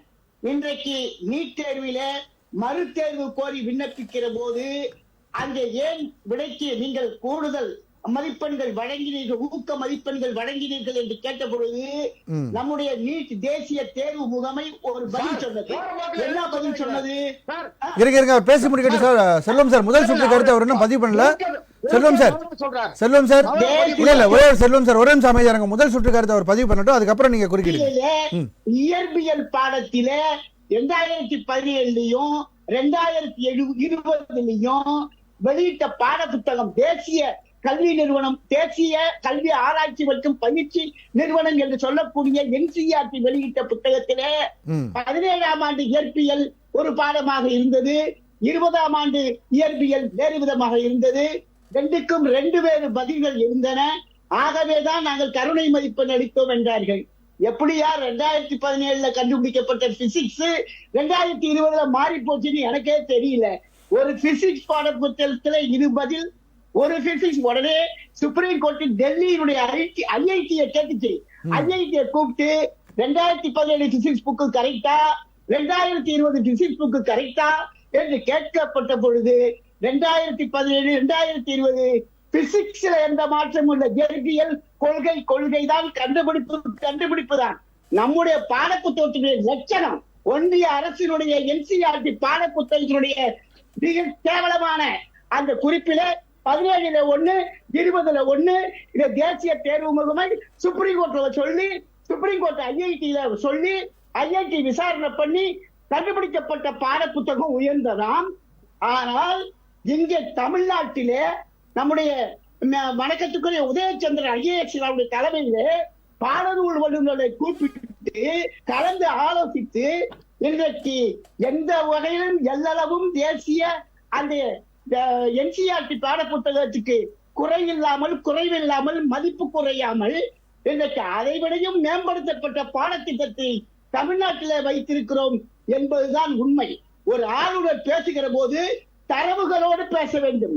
என்ன NCERT பாடத்திட்டம் இப்படி இருக்கு, மாநில பாடத்திட்டம். சார் குறுக்க பேசுறீங்கன்னா கொஞ்சம் செல்வம் சார் அவர் முதல் சுற்று பேசுறாரு சார், கொஞ்சம் அமைதியா இருங்க.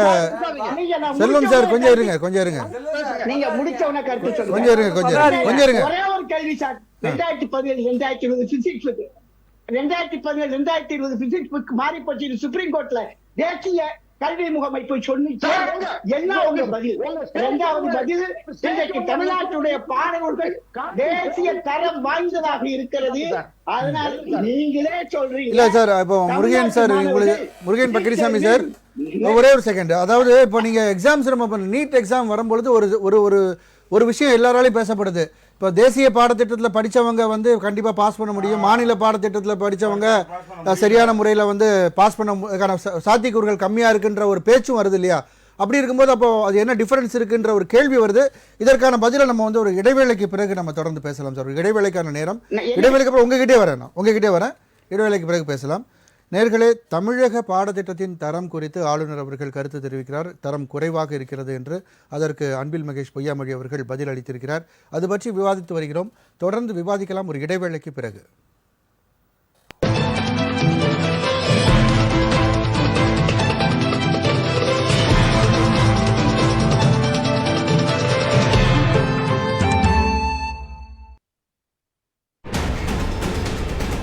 உங்கள் ராஜ் டிவியில் இந்த பொண்ணு இருக்கலே, இவ தப்பானவ, இவ நல்ல பொண்ணே கிடையாது.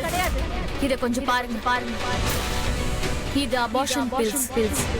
மாயா பின்னாடி யாரோ அலைஞ்சிட்டு இருந்தாங்க. ஆனா அது வேற யாரும் இல்ல, இவன் தான். என் புருஷன் தான். இதுல கவிதாவுக்கு எந்த சம்பந்தமும் இல்ல. அந்த மாத்திரையை நான் தான் வாங்கிட்டு வந்தேன். நீ மட்டும் என் அண்ணனா இல்லாம இருந்திருந்தா இழுத்து நாலு கண்ணத்திலேயே வச்சிருப்பேன். இன்று இரவு 8:01 லட்சுமி வந்தாச்சு, உங்க வீட்டு மகாலட்சுமி.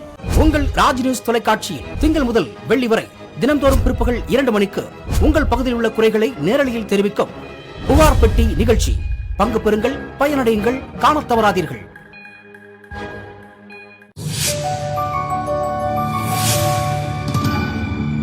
ஏதாச்சும் பேக் ஆயில் இருக்கா? ரொம்ப கிடைக்குதா? ரொம்ப சந்தோஷமா இருக்கு. போற போக்க பார்த்தா இவன் பஞ்சராகிறான் போல் இருக்க. உண்மையான காதல பாதிக்கப்பட்டவங்களுக்கு ஊட்டி இல்ல காஷ்மீர் போனா கூட மனசுல சந்தோஷம் இருக்காதுங்க. தவமின்றி கிடைத்த வரமே. நாளை பிற்பகல் 1:30க்கு பாலா தீபு நடித்த அன்பு. உங்கள் ஊரில் உங்களை சுற்றி நாள்தோறும் நடப்பது என்ன? உள்ளூர் பிரச்சனைகள் முதல் உலகம் வியக்கும் சம்பவங்கள் வரை, பெண்கள் சந்திக்கும் இன்னல்கள் முதல் பிள்ளைகளால் ஏற்படும் பிரச்சனைகள் வரை, ஊக்கம் தரும் செய்திகள் முதல் ஊருக்கு பேர் சேர்க்கும் நிகழ்வுகள் வரை, நம்மை சுற்றி செய்தி தொகுப்பில் நாள்தோறும் இரவு 8:30 மணிக்கு உங்கள் ராஜ் நியூஸ் தொலைக்காட்சியில்.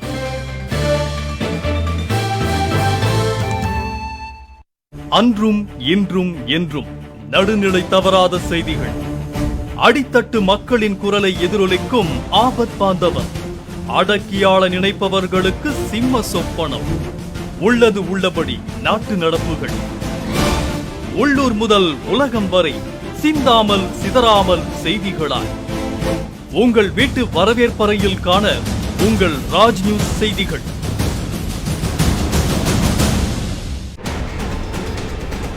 உங்கள் ராஜ் டிவியில் ஒரு விருந்தாளி உங்க வீட்டுக்குள்ள நுழைஞ்சிருக்கான் இல்லையா, அவன் சீக்கிரமே வெளியில வரப்போறான், பார்த்துக்கிட்டே இருங்க.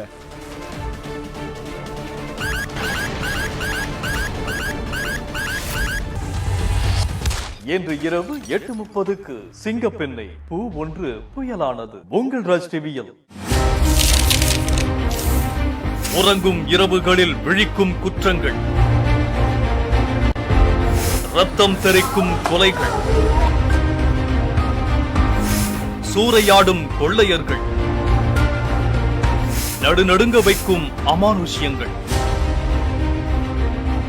சைபர் குற்றங்கள், பெண்கள் குழந்தைகளுக்கு எதிரான வன்கொடுமைகள், அனல் பறக்கும் புலன் விசாரணைகள் என நெஞ்சை உறைய வைக்கும் குற்றங்களின் மர்மத்தை உடைத்து அதன் உண்மையையும் பின்னணியையும் அலசி ஆராயும் கோப்பியம். சனி மற்றும் ஞாயிற்றுக்கிழமைகளில் இரவு 9:30 மணிக்கு ராஜ் நியூஸ் தொலைக்காட்சியில் காணத் தவறாதீர்கள்.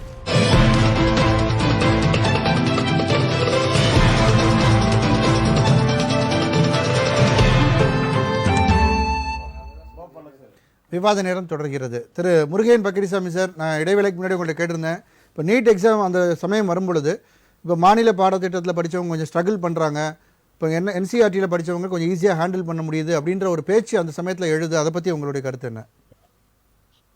மீண்டும் அதை வலியுறுத்தி வருகிறேன். இதற்கு முன்னால சொன்ன குறுக்க அவங்க பேசுனதுனால சில கருத்துக்களை பதிவிடுகிற போது உண்மையான கருத்துக்கள் பதிவாக குறுக்க பேசினா அதுல சில இடையூறுகள் ஏற்பட்டு, எனக்கு அப்படி பேசி அதுக்கு இது பண்ண முடியும். ஆனா நான் விரும்பல. நான் கேட்டது 2000 சவால் விடுறதெல்லாம் விட்டுட்டு போல பேசுங்க சார், சப்ஜெக்ட் பேசுங்க. சரி சரி சார், செல்வம் சார் கொஞ்சம் அவங்கள ஃபுல்லா பேச விடுங்க சார், கொஞ்சம் பேசட்டும் சார். சரி சரி சரி, அவர் பேச விடுங்க, அப்புறம் நான் பேசுறேன். சரி சரி சரி, முருகன் சார், முருகன் பக்கிரிசாமி சார் நீங்க பேசுங்க. 2000 நெறியாளர் நீங்க பாருங்க, 2017 இயற்பியல் புக்கிலிருந்து 2020 இயற்பியல் புக்கு மாறி போச்சுன்னு சுப்ரீம் கோர்ட்ல சென்ட்ரல் கவர்மெண்ட் ஆஃப் இந்தியா அவங்களே சொன்னாங்க. பிசிக்ஸ்ல 2017-20 ஏதாவது மாற்று கண்டுபிடிப்பு இருந்ததுன்னு எனக்கு தெரியல. அப்ப அந்த தரத்தில 2017க்கும் 20க்கும் ஒரு வேறுபாடு உள்ள ஒரு பாட புத்தகத்தை வெளியிட்ட ஒன்றிய அரசு இன்றைக்கு அதன் சார்பிலே பேசக்கூடிய ஆளுநர் தமிழ்நாட்டு பாடத்திட்டம் தரக்குறைவா இருக்குன்னு சொல்றாங்க. நான் என்ன சொல்ல வரேன், நீங்க கேட்ட கேள்விக்கு நான் வரமதி பாடத்திட்டம் இயற்பியல், வேதியியல், உயிரியல், விலங்கியல் இந்த பாடம் மிக முக்கியமான பாடங்களாக கருதப்படுகின்றன. இந்த பாடத்தில் எந்த பொருண்மை, எந்த சப்ஜெக்ட் என்சிஆர்டி இருக்கு, அந்த சப்ஜெக்ட் ஸ்டேட் சப்ஜெக்ட்ல மாநிலத்துல இல்லை என்ற தரவை காட்டினால் நாளைக்கே இந்த விஷயத்துக்கு நம்ம ஒத்துக்கிறோம். ஆனா தரவுகள் இல்லாமல் பேசியது நான் அது ஏற்றுக்கொள்ளத்தக்கதாக இல்லை என்று ஒன்று. இரண்டாவது, நீட் தேர்வுல சென்ட்ரல் போர்டு ஸ்கூல் பையங்க என்சிஆர்டி சிலபஸ் காரங்க நல்லா பண்றாங்க, மாநில பாடத்திட்டத்துல உள்ளவங்க ஸ்ட்ரகிள் பண்றாங்கன்னு ஒரு கேள்வி கேட்டீங்கல்ல. இப்ப சொல்றேன், ஒரே ஒரு தேர்வு, 2 பாடத்திட்டம், இருவேறு பாடத்திட்டங்கள் இருக்கிற போது ஒரு பாடத்திட்டத்திலே தேர்வு. நல்ல கவனிங்க, இருவேறு பாடத்திட்டங்கள், மாநிலத்துக்கு ஒரு பாடத்திட்டம், ஆனால் கேட்கப்படுகிற கேள்வி ஒரு பாடத்திட்டத்துல. அப்ப இரண்டாவது, மாநில அரசு எப்பவுமே கல்விக் கொள்கையை பொறுத்த வரைக்கும் 1976 வரைக்கும் கல்வி மாநில பட்டியலில் இருந்தது. மாநிலத்தின் தேவைக்கேற்ப, மாநிலத்தின் பண்பாட்டுக்கேற்ப, மாநிலத்தின் இயற்கைக்கேற்ப, வெப்பத்திற்கு ஏற்ப மாநில குறுக்கிட்டால் என்னாலும் குறுக்கிட முடியும். நீங்க தொடர்ந்து பேசுங்க சார். பாடத்திட்டம் தயாரிக்கப்படுகிறது. அது ஒரு எமர்ஜென்சி சமயத்துல அங்க போச்சு. அப்போ கல்வி என்பதை மாநிலம் எப்படி வகுக்க வேண்டும்? மாநிலம் ஒரு தேர்வு நடத்துது, பிளஸ் டூக்கு தேர்வு, 9 லட்சம் பேருக்கு தேர்வு நடத்துது, மதிப்பெண்கள் கொடுக்குது. அந்த மாநிலம் நிர்ணயிக்க வேண்டுமே தவிர நீங்க இன்னொரு சிலபஸ்ல இல்ல சார், நீங்க தான் சொல்றீங்க அந்த சிலபஸ்ல எது நம்ம பாடத்திட்டத்தை இல்லன்னு நீங்க சொல்லுங்க, நாங்க ஒத்துக்கிறோம் அப்படின்னு சொல்றீங்க. அப்புறம் அந்த திட்டத்துல எக்ஸாம்ஸ் வந்தா என்ன பிரச்சனை உங்களுக்கு? அது கான்ட்ரடிக்ஷனா இருக்கு நீங்க சொல்றது. சொல்றேன், இருவேறு பாடத்திட்டங்களை விட எங்கள் பாடத்திட்டம் தாழ்ந்தது இல்லை என்பது உண்மை. சரி, இந்த பாடத்திட்டத்தில் படிக்கிற மாணவர்கள் தான் நிறைய பேர் தேர்ச்சி பெற்றிருக்கிறார்கள் என்பதும் உண்மை. நீங்க எந்த வகையிலும் சென்ட்ரல் போர்டு ஸ்கூல் பையங்களுக்கும் ஸ்டேட் போர்டு பையங்களுக்கும் எடுத்து பாருங்க ரிசல்ட். தேர்ச்சி விழுக்காடு என்பது வேறு, மருத்துவக் கல்லூரியில் சேர்வது என்பது வேறு. இன்னைக்கு தமிழ்நாட்டிலே, தமிழ்நாட்டு மாநில பாடத்திட்டத்திலே படித்தவர்களிலே கிட்டத்தட்ட எத்தனை பேர் தேர்ச்சி பெற்றிருக்கிறார்கள் என்கிற தரவுகளை எடுத்து பார்த்தால் பொதுவா சொல்லப்படுது என்னன்னா, இந்த மக்கள் பண்ணி படிக்கிறது, புரிஞ்சு படிக்கிறது ரெண்டு கேட்டகரி சொல்றாங்க சார். என்னுடைய குற்றச்சாட்டு, கல்வியை சென்ட்ரலைஸ் பண்ணாதீங்க, மையப்படுத்தாதீங்க, டீசென்ட்ரலைஸ் பண்ணிடுங்க. கல்வியை டீசென்ட்ரலைஸ் பண்ணுவது என்பதுதான் கல்விக் கொள்கை 1976-86 டாக்டர் ராதாகிருஷ்ணன் குழு, கொத்தாரி குழு 66 எல்லாம் சொல்கிற போது திடீரென்று தேசிய கல்விக் கொள்கை மட்டும் எல்லாரையும் மைய அரசு புரிஞ்சு கொண்டு மத்தியப்படுத்துவது என்பது இப்படித்தான் மறுத்து இன்னைக்கு நீட்ல ஒரே சிரிப்பா சிரிக்கிற மாதிரி. இன்னைக்கு உலக நாடுகள் எல்லாம் இங்கிருந்து மருத்துவர்கள் இந்தியாவிலிருந்து போனால் அவர்கள் சிரிக்கிறார்கள். உங்களுடைய மருத்துவ தேர்வும் அதில் ஏற்பட்ட குழப்பமும், அதுக்கு மறுமதிப்பு கேட்டு பல மாணவர்கள் கேட்டதும், கருணை மதிப்பெண் அளித்ததும் திரும்ப பெற்றதும், அந்த திரும்ப பெற்றுக் கொண்டார்கள். மறுபடியும் உங்ககிட்ட வர முருகன் பழனிசாமி சார், நான் மறுபடியும் வரேன். ஆகவே தமிழ்நாட்டு பாடத்திட்டம் எந்த வகையிலும் தாழ்ந்தது கிடையாது. தமிழ்நாட்டு மாணவர்கள் தோற்று போவதும் கிடையாது. இது ஒரு ஏதோ வாய்க்கு வந்து நீ சொல்லுவேன், அதற்கு பதில் சொல்ல நான் தயாராக. செல்வம் சார், அதாவது எந்த தமிழ்நாடு பாடத்திட்டம் எந்த வகையிலும் குறைவில்லை அப்படின்றது அவருடைய வாதமா இருக்கு. மேதக ஆளுநர் அவர்கள் தமிழ்நாட்டு பாடத்திட்டம் இன்னும் கொஞ்சம் கூட எக்யூப் பண்ணணும், டெவலப் பண்ணணும்னு சொன்னாங்களே தவிர தமிழ்நாடு பாடத்திட்டத்தை முழுமையாக குறை சொன்னார் என்று எடுத்துக்கிடாதீங்க. ஒண்ணு. ரெண்டாவது, நீங்க தமிழ்நாடு பாடத்திட்டம் மிகச் சிறப்பாக இருக்கிறது சொல்லி மரியாதைக்குரிய முருகன் சார் சொல்லும் போது சொல்றாங்க. அப்படி இருந்தால் வேளச்சேரியில் இருக்கிற சன்சைன் ஸ்கூல்ல சிபிஎஸ்இ சிலபஸ் ஏன் வரணும்? மரியாதைக்குரிய டிஆர் பாலு நடத்தக்கூடிய பள்ளிக்கூடத்துல உயர்நிலை ஹையர் செகண்டரி ஸ்கூல்ல தனியார் பள்ளிகளுக்கும் அரசு பள்ளிகளுக்கும் வித்தியாசம் தெரியாம இருக்காரு காரை செல்வராஜன். அதை நினைச்சாதான் எனக்கு ரொம்ப கவலையா இருக்கு.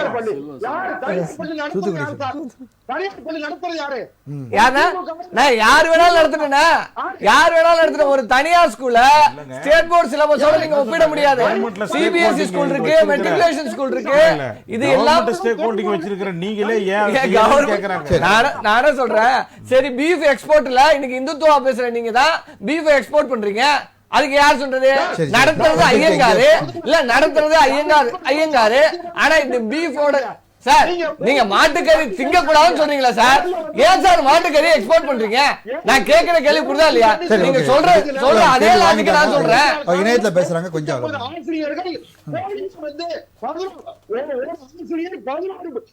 கல்லூரிகள்ல சொல்லி கொடுத்தா அத வேந்தத்தை கேளுங்க, அத வேந்தத்தை கேளுங்க, அத வேந்தத்தை கேட்கணும் சார். வேந்தர் தானே சார், நான் தான் நியமிக்கணும், அதிகாரம் என்னிடத்தில் தான் இருக்கிறது, நான் தான் நியமிக்கணும் சொல்றாருல, அவரு போய் நடவடிக்கை எடுக்க சொல்லுங்க சார். ரவிட்ட சொல்லுங்க சார், ஆளுநர் ரவிட்ட சொல்லுங்க, ஆளுநர் ரவிட்ட சொல்லுங்க. தம்பி விக்கி கொஞ்சம் பொறுங்க. அதாவது நீங்க நினைச்சா மாநகராட்சியும் பிரெஞ்சு கவர்மெண்ட் ஒரு அக்ரிமெண்ட் போட்டுக்கிடுவீங்க. நீங்க வந்து திமுக சார்ந்த முன்னணி தலைவர்கள் எல்லாரும் நடத்துற கல்வியில பள்ளிக்கூடத்துல கல்லூரிகள்ல எல்லாமே மத்திய அரசாங்கத்தை சார்ந்த சிலபஸ் எல்லாம் கொண்டு வந்துருவீங்க. என்ன சார் இது? கல்விக் கொள்கை தலைசிறந்த கல்விக் கொள்கை. மரியாதைக்குரிய பக்கிரிசாமி சார், முருகன் பக்கிரிசாமி சார் சொன்னாங்களே, மதிப்பெண் அதாவது கூடுதல் மதிப்பெண் போடப்பட்டு அது திரும்ப பெற்றுட்டான்னு சொன்னாங்க. இது என்ன குற்றச்சாட்டு? அதான் சுப்ரீம் கோர்ட்ல சேலஞ்ச் ஆகி. ஆமா, ஏன் இந்த ஜட்ஜ்மென்ட்ல பார்க்கலையா சார்? இதெல்லாம் பார்க்கலையா நீங்க? இதெல்லாம் பார்க்கலையா சார்? செல்வம் சார், வாட்ஸ்அப்பை மட்டும் பார்க்காதீங்க. பிஜேபில இருந்தா வாட்ஸ்அப் செய்தியை மட்டும் படிச்சுட்டு வராதீங்க. கொஞ்சம் பத்திரிகையை படிங்க. வாட்ஸ்அப் செய்தியை படிச்சீங்கன்னா இப்படிதான் பேசுவீங்க. தண்டிக்கப்பட்டிருக்காங்க. தமிழ்நாட்டில் தண்டிக்கப்பட்டிருக்காங்களா சார்? தமிழ்நாட்டுடைய கல்வி திட்டம் சொல்லுங்க. கன்கரண்ட் லிஸ்ட்ல எப்ப சார் போச்சு? 1976ல விசாரணை சொல்றீங்க, அதே தப்பு. 1974 மத்திய அரசாங்கம் தவறா சொல்றேன் சார். சும்மா நீங்க சார். 76 சார், 76 அவர் WhatsApp sir. Murugan sir tension ஆவீங்க. வாட்ஸ்அப் பார்வர்ட்ல வச்சு பேசுவாரு. பாஜக வாட்ஸ்அப் பார்வர்ட் தான், அதுல தரவெல்லாம் இருக்காது. சரி, ஓகே. டிசம்பர் 42 போச்சு. சரி sir, sir Murugan Pakkirisamy sir பேசி முடிக்கிட்டு அதுக்கு பிறகு ஆட்சி காலத்துல இது கன்கரண்ட் லிஸ்டுக்கு போச்சு. அதுல இன்னொரு விஷயமும் கேட்டுக்கிடுங்க. இந்த கன்கரண்ட் லிஸ்ட்ல கல்வி இருக்கிறதுனால மத்திய அரசாங்கம் ஒரு சிலபஸை உண்டு பண்ணலாம், மாநில அரசாங்கம் ஒரு திட்டத்தை அறிவிக்கலாம். ஆனா ரெண்டு சேலஞ்ச் ஆகி ஒரு கான்ஃபிளிக்ட் வரும்போது சென்ட்ரல் கவர்மெண்டுடைய அந்த பொசிஷன் தான் என்ன ஆகும்? அதுதான் மெயின்டைன் ஆகும், பிரிவேல் ஆகும். அதனால வந்து மத்திய அரசாங்கம் கன்கரண்ட் லிஸ்ட்ல கொண்டு வந்து மத்திய அரசாங்கத்தினுடைய பட்டியலில் சேர்த்தது திமுக, காங்கிரஸ். அதனால நீங்க வந்து யாருமே கிரெடிட் எடுத்துக்க முடியாது. மாநில அரசாங்கத்தினுடைய குளறுபடிகள், கல்வியினுடைய குளறுபடிகள்னால்தான் இன்னைக்கு தமிழ்நாட்டுல உயர்கல்வியில எது உயர்கல்வின்னு சொன்னா எதுல IPS IAS ஆபீசர்ஸ்ல UPSC அதுல வந்து நாம பின்தங்கி இருக்கிறதுக்கு காரணமே மாநில அரசாங்கத்தினுடைய குளறுபடி. அதைத்தான் மத்திய அரசாங்கத்தை கவர்னர் வந்து ஒரு பொம்மையால இருக்கணும்னு அவசியம் இல்ல. கவர்னர் வந்து மேல ஆந்திரர்கள் சென்ட்ரல் கவர்மெண்ட் ரெப்ரசன்டேட்டிவ். சரி, ஓகே சார். இல்ல figurehead of the government governor தான், மேல ஆண்டர் தான்.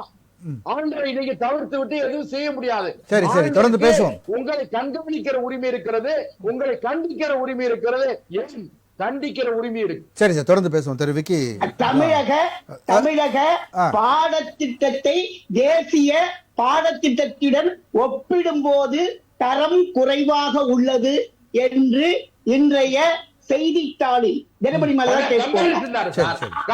தேசிய அதாவது சொன்னது அந்த வார்த்தையா இருந்தாலும் அவருடைய நோக்கம் வந்து தமிழக கல்வி முறை முன்னேறணும் அப்படின்றது அவருடைய செல்வம் சாரோட இல்ல இல்ல அவருடைய வேர்டிங்ஸ் அப்படி இருந்தாலும் அதோட நோக்கம் வந்து முன்னேற்றம் தான் அப்படின்றதுக்காக சொல்றாரு.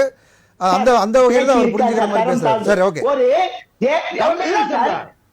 ஒரு மாநில பாடத்திட்டத்தை பின்பற்றக்கூடிய ஒரு பள்ளிக்கூடத்தை நூற்றாண்டு விழா கொண்டாடுகிற ஒரு பள்ளிக்கூடத்துல போய் அந்த மாணவர்கள்ட்ட போய் உங்க பாடத்திட்டம் தரம் தாழ்ந்ததாக, தரம் ஒப்பிடும்போது குறைவாக உள்ளது என்று சொன்னால் அந்த பெண்களையும் அந்த மாணவிகளையும் அந்த பள்ளிக்கூடத்தையும் அந்த சாதித்தறி பெருமக்களையும் இழிவுபடுத்துகிற ஆளுநரை நான் முதலிலே தரவுகள் கேட்கிறேன். எந்த தரவுகளின் அடிப்படையில் நீங்கள் இது சொன்னீங்க? Okay okay sir, okay. Murugan Pakkirisamy sir கொஞ்சம் அமைதியா இருங்க. நான் செல்வம் சார், நீங்க கொஞ்சம் சுப்ரீம் கோர்ட்ல போய் நான் மறுபடியும் உங்க ரெண்டு வாட்டியும் வரேன் சார். சுப்ரீம் கோர்ட்ல போய் சொல்வோம். முருகன் பக்கிரிசாமி சார், செல்வம் சார், நான் மறுபடியும் வரேன் உங்க கிட்ட. நாங்க உள்ள அரங்கத்துல பேச வேண்டியிருக்கு. சுப்ரீம் கோர்ட்ல சொல்லுவோம். கேக்குதுங்களா சார்? முருகன் பக்கிரிசாமி சார் கொஞ்சம் அமைதியா இருங்க. Okay okay.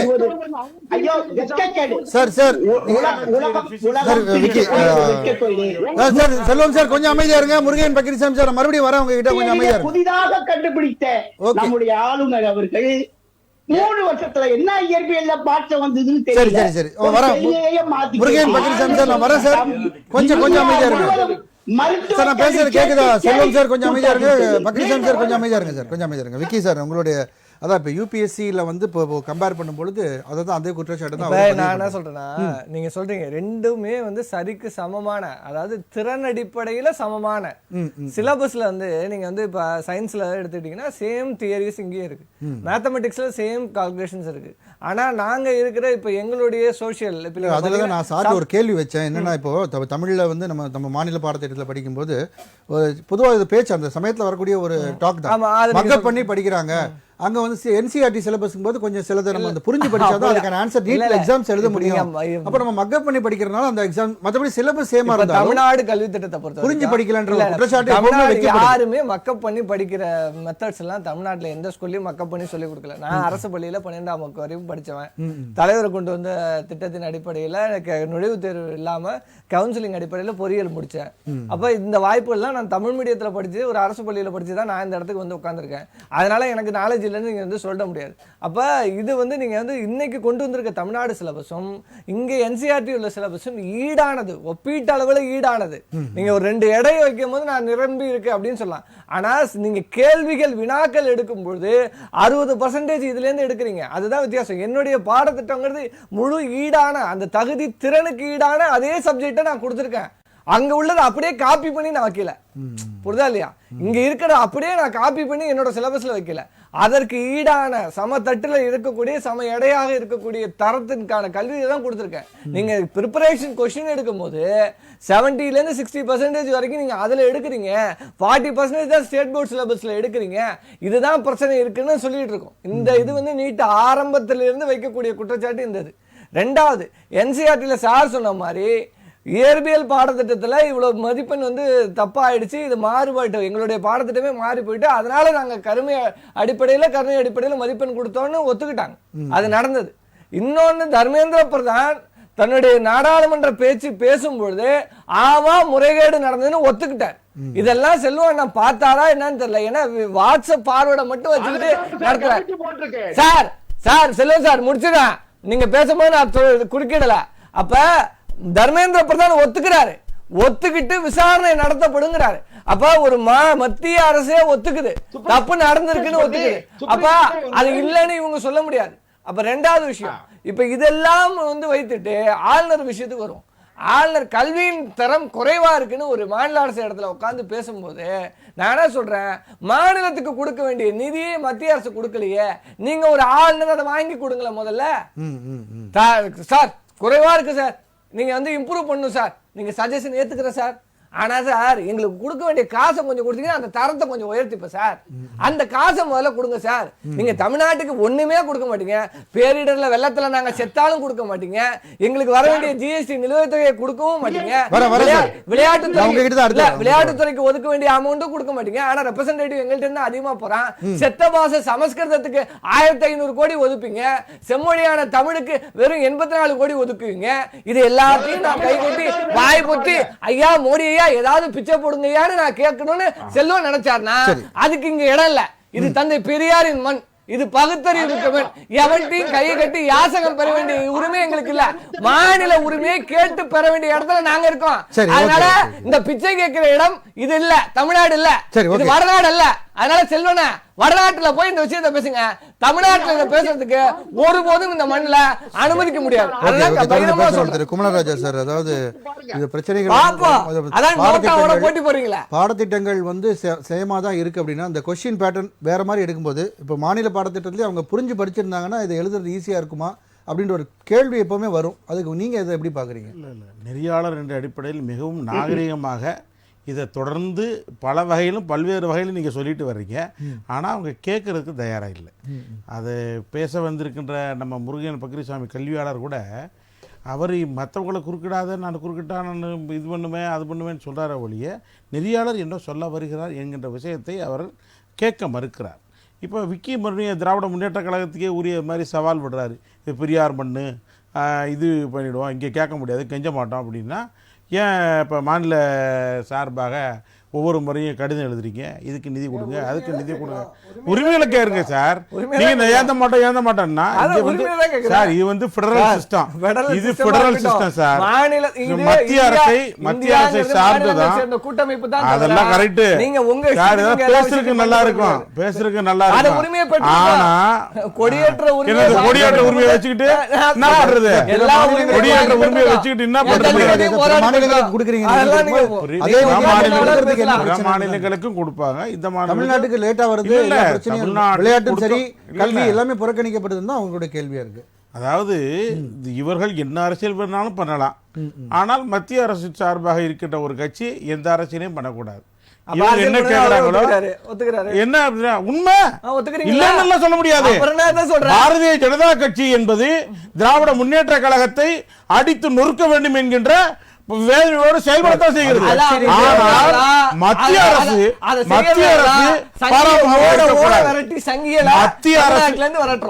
ஏதாவது கேக்குறதுக்கு தயாரா இருக்காங்க.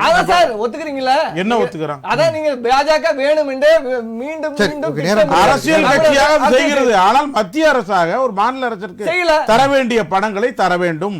அதுல எந்த விதமான மாற்றமும் இல்ல. ஏதாவது எதையும் கேட்கறதுக்கு தயாரா இல்லை அப்படின்னா நிறைவு கருத்தை நீங்க சேர்த்தே மக்கள் வந்து பார்த்து கொண்டிருக்கிறார்கள். இங்க தரமான வேண்டிய அளவுக்கான பாடத்திட்டங்கள் இல்லை என்பது யதார்த்தம். ரெண்டு விஷயத்துல, ஒன்று நீட்டு, இன்னொன்று போட்டித் தேர்வுகளில் நம்முடைய எண்ணிக்கை குறைந்தது.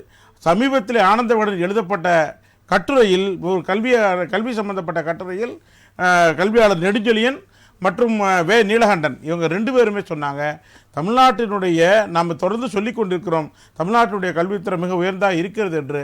ஆனால் உண்மை அதுவாக இல்லாமல் இருக்கிறது என்பது நிதர்சனமாக உண்மையாக இருக்கிறது. தரம் குறைந்திருக்கிறது என்றால் தரம் சரியாக கொண்டு வருவதற்கான என்ன வேலை என்பதை மாநில அரசு பார்த்தால்தான் அது சரியாக இருக்கும் என்பது. எப்படி இருந்தாலும் மாணவர்கள் மிக மேலிருந்து வர வேண்டும், இழந்த பெருமை தமிழகம் பெற வேண்டும், கல்வி சிறந்த தமிழ்நாடு என்பதை மீண்டும் பெயர் பெற வேண்டும் என்று இந்த கருத்து. முருகன் சார், உங்களுடைய நிறைவு கருத்தை நீங்க சேர்த்து ரீதியா திராவிட முன்னேற்ற கழகம் பிஜேபி எதிர்ப்பது, இவர்கள் அவர்கள் எதிர்ப்பது தமிழக பாடத்திட்டத்திலே தரம் இல்லை என்று சொல்வதிலே வந்து அர்த்தமே இல்லை. ஏன்னா இன்னைக்கு நேற்று அல்ல, 60-70 ஆண்டு காலமாக தமிழகத்தில் பயின்றவர்கள் தான் மிகச்சிறந்த விஞ்ஞானிகளாக, மிகச்சிறந்த டாக்டர்களாக. இன்னைக்கு தமிழகத்தில் உள்ள மிகப்பெரிய ஹாஸ்பிட்டல்ஸ்ல இருக்கிற டாக்டர்ஸ் எல்லாம் நீட்ல படிச்சு வந்து டாக்டர்ஸ் இல்ல, எல்லாம் வந்து பழைய பாடத்திட்டத்துல வந்து அப்பொழுது இருந்த தேர்வுல வெற்றி பெற்று படித்தவர்கள். அவர்கள் எல்லாம் நம்பி இன்னைக்கு உலக நாடுகள் இருந்தெல்லாம் இங்க வந்து அங்க வர்றாங்க, இங்க ட்ரீட்மெண்ட் எடுக்கிறதுக்கு வர்றாங்க. அந்த அளவுக்கு தமிழக பாடத்திட்டம் என்பது இன்றைக்கு நேற்று அல்ல. 1965 நான் படிச்சுக்கிட்டு இருக்கும்போது கம்ப்யூட்டர்லாம் வரதுக்கு முன்னால காம்போசிட் மேத்ஸ்னு ஒண்ணு வச்சாங்க. அப்பெல்லாம் வட இந்தியாவில் அது அறிமுகமே இல்ல. அந்த காலத்திலேயே முற்போக்கு தன்மையோடு இங்க கல்வி பாடத்திட்டத்தை நாம் வைத்திருக்கிறோம். அதை நாம் தொடர்ந்து வெற்றி பெற்று கொண்டிருக்கிறோம். நம்முடைய மாணவர்கள் மிகச்சிறந்த மாணவர்களாக இருக்கிறார்கள் என்பதுதான் உண்மை. நீங்க தமிழக பாடத்திட்டத்தில் வெற்றி பெறலன்னா அனிதா வந்து 98% மார்க் வாங்கினவங்க நீட்ல மட்டும் ஃபெயில் ஆகவங்க தற்கொலை பண்ணிக்கிற அளவுக்கு போகுதுன்னா இதுலயே வந்து நம்ம புரிஞ்சுக்கணும். அப்ப வந்து தமிழக மாணவர்கள் எல்லாம் வந்து மக்கப் பண்ணி ஏதோ படிச்சிருக்காங்க அதனாலதான் புரிஞ்சுக்கலங்கிறதெல்லாம் பொய்யான வாதம். நன்றி விக்கி சார், உங்க நேருக்கு ஒரே வரியில சொல்லி முடியல. இப்போ அதான் சொல்றேன், கல்வி பொறுத்த வரைக்கும் இன்னைக்கு ரிப்போர்ட் எல்லாமே வச்சிருக்கோம்.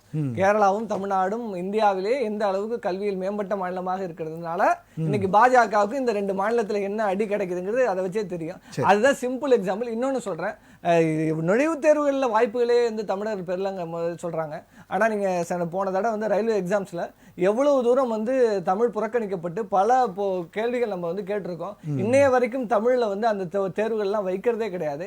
அப்ப பல்வேறு புறக்கணிப்புகளை வேண்டுமென்றே ஒன்றிய அரசு இன்னும் அதனாலதான் வந்து நமக்கு போட்டித் தேர்வுல வாய்ப்புகள் நிறைய இடங்கள்ல மத்திய துறைகளில் இந்த வாய்ப்பு. நன்றி.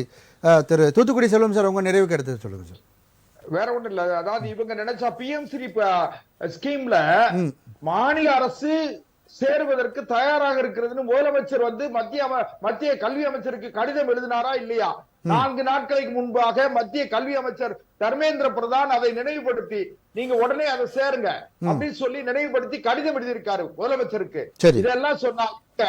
மொத்தத்துல திராவிட முன்னேற்ற கழகம் எதை வேண்டுமென்றாலும் அதாவது சந்தர்ப்பத்திற்காக அவருடைய அரசியலுக்காக எதை வேண்டுமென்றாலும் செய்வார்கள். தமிழ்நாடு கல்வி திட்டத்தை குளறுபடி செய்தது. இன்னும் சொல்ல போனா இந்தியாவிலேயே நீட் என்கிற ஒரு திட்டத்தை கொண்டு வந்ததே திமுக காங்கிரஸ் கூட்டணி அரசு. அதனால நீங்க இவங்களுக்கு நன்றி நன்றி நன்றி. திரு முருகன் பக்ரிசாமி சார், உங்களுடைய நிறைவு கருத்து. முருகன் பக்ரிசாமி சார், உங்களுடைய நிறைவு கருத்து சுருக்கமா சார். ஐயா, நம்முடைய தமிழ்நாடு 2017க்கு முன்னாடி, இப்ப நீங்க ஒண்ணு வேண்டாம், 98 விழுக்காடு +2 தேர்ச்சி. பாரதிய ஜனதா ஆளக்கூடிய மாநிலங்களில் 65 லட்சம் பேரு 10-12 வகுப்பில் தோல்வி. ஸ்டாட்டிஸ்டிக்ஸ், புள்ளி விவரம். இது தமிழ்நாடு 2030 டிராப் அவுட்டே இல்லாம. முருகன் பக்ரிசாமி, நேரம் ரொம்ப குறைவா இருக்கு, ஒரு வரியில முடிச்சிருங்க சார். ஓவராலா வந்து எட்டி பிடிக்க போகுது. குதிரையாக கல்வியிலே ஓடிக்கொண்டிருக்கிற தமிழகத்தை கழுதையாக பிடிச்சு இழுக்காம, கழுதையாக இருக்கக்கூடிய அந்த கல்வி நிலையை வட மாநிலங்களிலே குதிரையாக்குவதற்கு இந்த மத்திய அரசு முயற்சி பண்ணட்டும். நன்றி நன்றி கொடுக்கட்டும். அவ்வளவுதான். நன்றி நன்றி. நம்முடன் விவாதத்தில் பங்கு பெற்ற விருந்தினர்கள் அனைவருக்கும் நன்றி. மீண்டும் ஒரு விவாத நேரம் நிகழ்ச்சியில் சந்திப்போம் நேயர்களே. நன்றி, வணக்கம்.